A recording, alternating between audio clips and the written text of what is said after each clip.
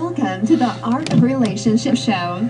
Greg welcomes live calls from listeners in helping with numerous marital and relationship problems. There will be no more tit-for-tat arguments. Greg gets to the root of couples' challenges in a rapid, matter-of-fact format, plus applies compassion and humor.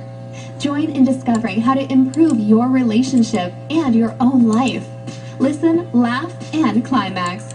Greg is a licensed professional counselor in the state of Michigan. To others, he's simply known as Detroit's Love Guru. Art of Relationship Show is copywritten. No one is to use any portion of the show without express written consent from myself, Greg Dazinski, or the Art of Relationships. Thank you. Hey, welcome everybody to Tuesday noon here on eastern portion of the U.S.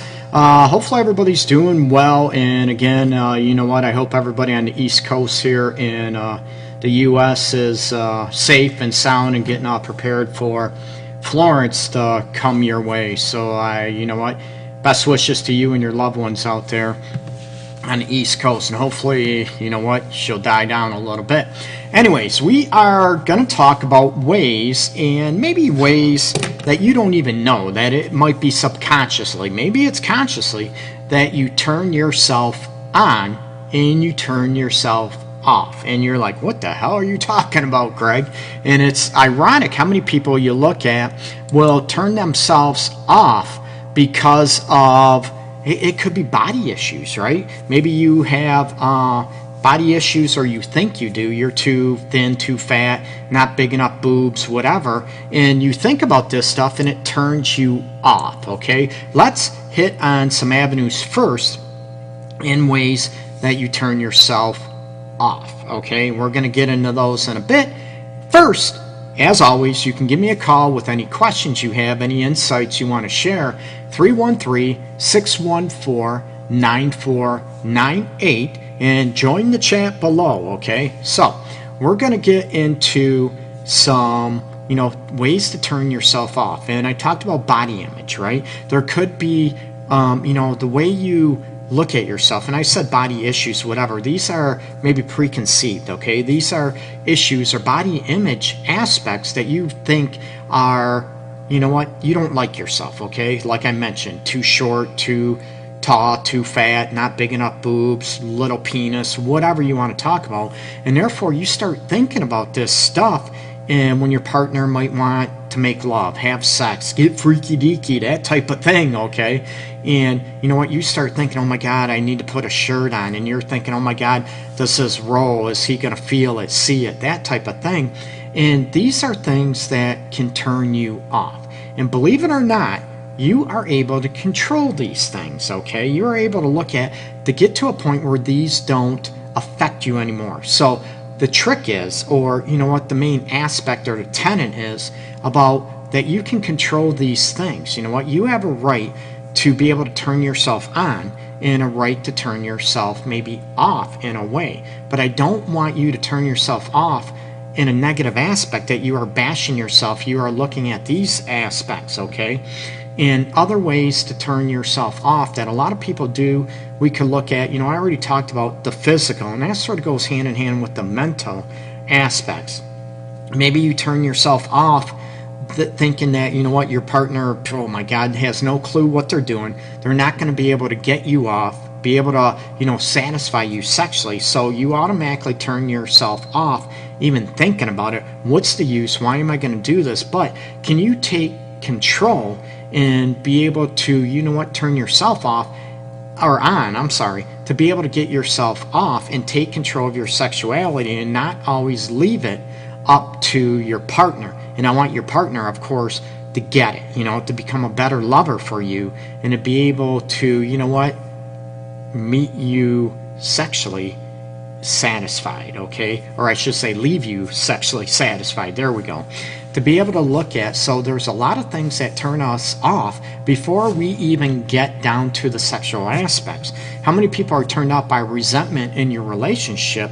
And think about the resentment. Maybe your partner called you a certain name, you got in an argument, and you allow, you know, you sort of allow that to turn yourself off. And I'm not saying that's right that's a right thing or a wrong thing to do. Not at all. But is there a way, can you turn yourself on again by trying to use it to reconnect with your partner? And it's not just sex, it's about reconnecting with your partner emotionally and physically to get that reconnected. What are other ways that you turn yourself off? Thinking about the kids, thinking about, work, thinking about whatever, your best friend in the hospital, thinking about your naggy mother or mother-in-law.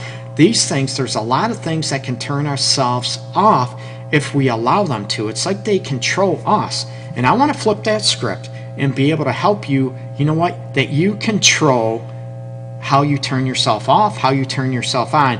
Hey, Tony, hey, what's up, man? So looking at that, we have more control over us and our sexuality than we thought, okay? And it's ironic how we allow things, the kids, the bills, stress at work, whatever, in-laws, outlaws, those type of things that control us, and we think about them and we don't allow ourselves the freedom to turn ourselves on sexually and to be sexually satisfied, okay? And we could be, how many people get turned on physically, but maybe emotionally they're zoned out, that they're not into it, they let their bodies, they might have an orgasm, but they're distant emotionally, whatever, it happens, it's part of life, right? But does that happen more frequently than you would like, okay? And I, with a lot of couples I work with in my office, they get, sex is great. I said, but do you feel emotionally connected? When was the last time you actually felt your partner or your partner felt you emotionally being connected? And it's ironic how many times they put their head down and they look at me and they say, yeah, it's been a while. Maybe once in a great while, Greg, I feel him, or, I feel her emotionally, that type of aspect. So you look at getting rid of your insecurities and your fears to turn yourself off, that you have a lot more power than you think, and worried about, and I talked already about this, about body image, to put that to rest and to own your sexuality, to be able to put your mind at rest and also and reduce the anxieties that might be going on in your life, or even take a break from life, an emotional, mental break from life, where you can turn yourself on instead of letting them turn yourself off. And a lot of people, and we could look at, men's brains, women's brains, and I tell people, and people know this, I'm not gender biased at all, and I look at that, I do buy into some stereotypes where men can compartmentalize in general better than women can, and that's where, I mentioned this before, that, men could have a best friend dying in the hospital, lost his job that same day, and still be in the mood to make love, have sex, whatever, where a woman, oh my God, best friend's dying in the hospital, I lost my job, how do you think I could be in the mood to make love or have sex? It's like, how people compartmentalize and be able to let things go in their life. And it's very, very difficult, in general. Let's say women are a lot more nurturing, a lot more giving, a lot more caring, so they can't just shut that down. I disagree. I think you can, if you give yourself permission to.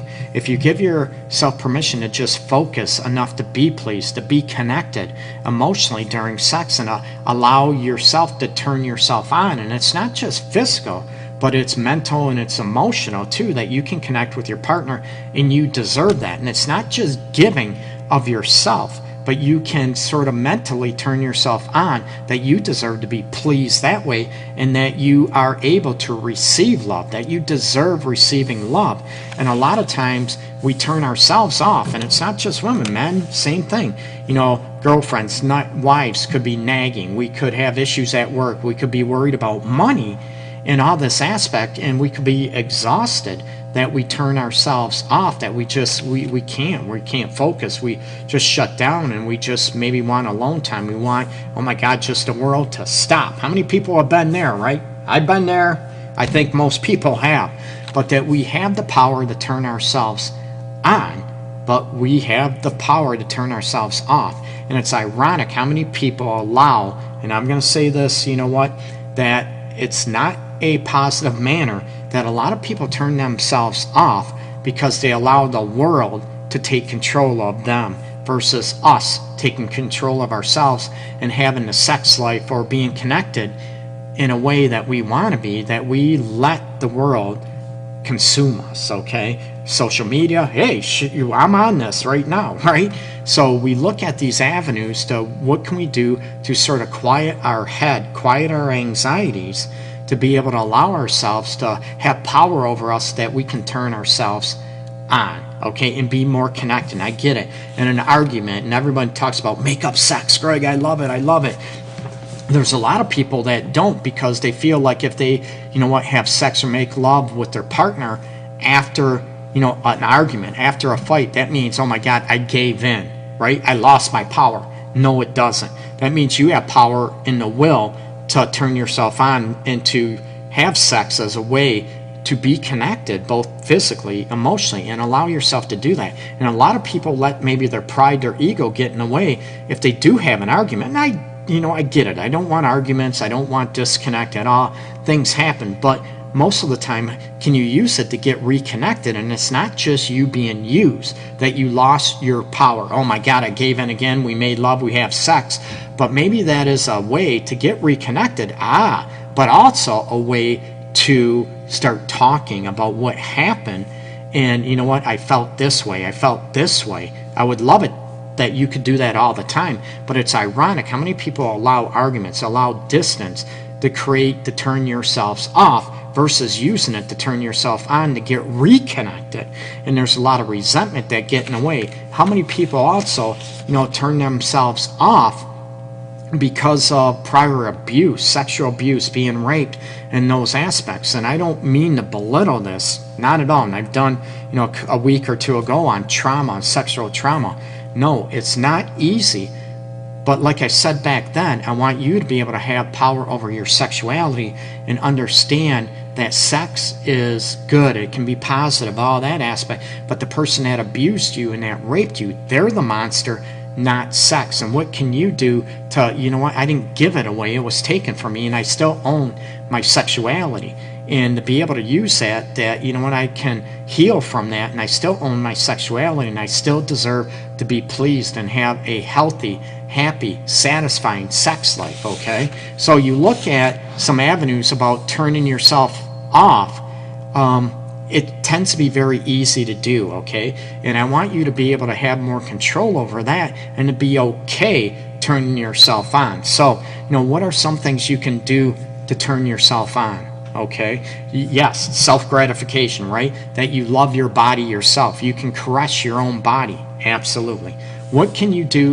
We talk about self-gratification as far as you pleasing yourself, physically, right? You masturbating, great, terrific, whatever. What are some things that you can also do to turn yourself on? What about, can you spray your partner's perfume or cologne that you love when they're away at work, or, you're in the bathroom and you just smell it, that it remembers you of your love and your partner, right? How many people, and this goes, I've heard this from men, women, whatever, that you can smell the scent of your partner on their pillow, even though they're not there, that type of thing, okay? What about music? You can use music to, if you're in a loving mood, or you want to get your freak on and be all freaky deaky type thing, and get your freak on depending on the music or your mood. So there are different ways to turn yourself on, through use of senses, okay? The smell, I mentioned about music. What you hear. What about how you see yourself? Can you get yourself ready in the mirror? And this goes for guys too.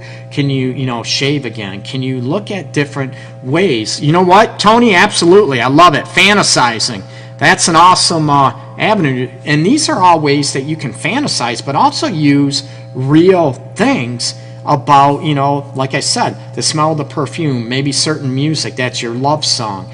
These are different ways that you can, maybe just have a light, candles lit to hit the senses as far as what you see, and in the mirror, how you look, and can you get yourself ready? We talk about, women getting, sexualized in a teddy or nightgown, or maybe nothing. Maybe you're just naked with one of your man's ties on. What are some things that you would like your man to maybe do too, so you can tell him? Maybe you want him to wear the frickin' G-string with the elephant trunk over his junk type of thing, right? And I think Tony might have one of them, but I don't know. Have to ask his wife, Karen. But looking at these elements to where, the visual stimuli, okay? The visual, what can turn you on visually, and these are things that you can relax. It's almost like Tony mentioned fantasizing, but also visualizing about, the kids are a mess, the kids are whatever, I deserve to be pleased, I deserve to get connected and to feel good about myself and take a break from the world by turning myself on. And there's nothing wrong with that. It doesn't make you a bad parent, bad person. It makes you very human, and you are looking at that you deserve and you are entitled to love yourself and be loved and be turned on. There's nothing wrong with that. There's nothing to be ashamed of. Oh, Tony, nope, I haven't gotten one of those yet. Good. Me either, bro. I won't, man. That's just not my thing. And I'm comfortable with my own self, but that's just not me. Come here, Dumbo. Let's go. Oh, God, I could get on a show about, so maybe I'll do a show, Tony, on the, topic of, what are some strange things that you try to do to turn your partner on, men, women, that type of thing. Maybe we could go about that. I got the Dumbo G-string out there, my massive trunk the size of a gerbil. So we look at all these, and there are people that are into furries, so we could get into those aspects. But going back to how you turn yourself on, and these are elements that you can, look at the senses. And, are you doing all the work to turn your partner on, to turn yourself on? But ask your partner, what are they doing? What do you do to turn yourself on when you are in the mood? Some people, maybe it's just simply thinking about your partner, thinking about, how handsome he is or how beautiful she is, the softness of each other's skin, the taste of each other's kiss, that type of thing. Or you can envision your partner touching you, right? You get me where I'm going with this? How they hold you. Do you feel safe? Do you feel comfortable? Oh yeah, there, Tony, I love this. What's in your toy box? I got to write this down. I'll remember it. You typed it out for me, so I'll go back and remember it. That would be a good show. What's in your toy box? There we go. Thanks, Tony. And, oh, God, I have a lot of fun with that. But going back, maybe thinking about your sex toys is another way to turn yourself on. So there's ways to turn yourself on to be able to let yourself go and let the world go for crap, a half hour, an hour, 10 minutes even, if that's what it takes, because you deserve to have a healthy, happy sex life, and you have a right to be turned on, and you have more power to turn yourself off and turn yourself on more than you realize. And that's where I want you to, allow yourself to do that and to give yourself permission. Yes, we can turn ourselves off. It can be very easy, right? We can think of traumatic experience. We can think of body image aspects. We can think about, resentment, something that happened 2 years ago that pissed us off. So we be able to look at that aspect to be able to, to heal, but also to quiet our minds about that and enjoy the present time, the here and now, to allow ourselves to be turned on, that we have more power than you realize in both aspects. So I want you to use it for the positive, not the power to shut you down and turn you off. Tony, you mentioned most women say it's the foreplay that turns them on. You know what, Tony? I agree with that. And, I talked about foreplay a while ago, I think, and we talk about, and these are ways, that's a great example too. Fantasizing, Tony, that is a good way, that is a great way to turn yourself on too, is by fantasizing, right?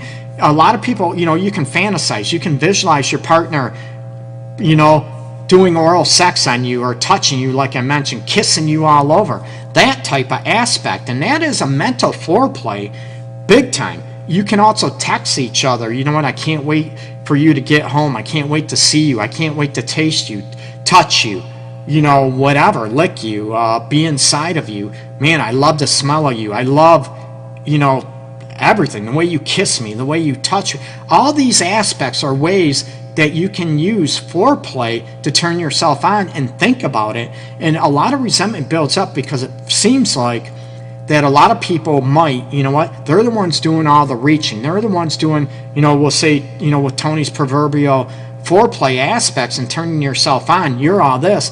But it comes to a point where your partner doesn't do their part. and I'm all about that, and I'm all about their partner reaching for you and making you feel desired, making you feel that they want you and desire you. And there's, a thing I come up with now and then. I say, what do you do to make your partner know that you want them? What do you do? What are you doing to keep your partner?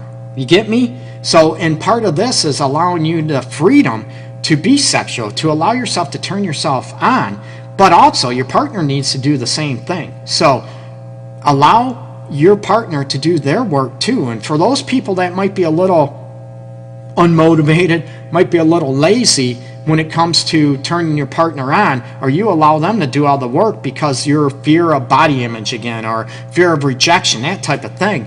I want you to visualize you turning your partner on. What would that be like? And I want you to stop being lazy, stop being scared, and that you have power to turn yourself on and your partner on big time, right? So don't allow them to do all the work. It's going to turn your partner on even more if you make them feel more desired, more, sexually pleased, and that you desire them and crave them, that aspect. So you have that power, and you need to utilize that power and to be able to put the shyness or the insecurities away and to own that, because it comes to a point where a lot of people, if they're doing all the work all the time, I'm the one that's initiating all the time, Greg.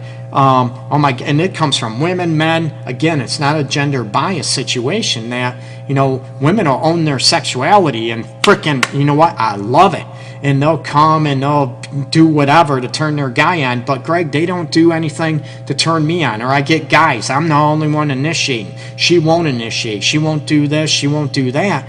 And it comes to a point where, I work on the insecurities and the fears or the judgments or, cultural beliefs and all that, how it comes to sexuality. But you have the power to turn yourself on and also to turn yourself off. But I want to calm the turning the self off, where you can use your sexuality to reconnect and to connect with one another, okay?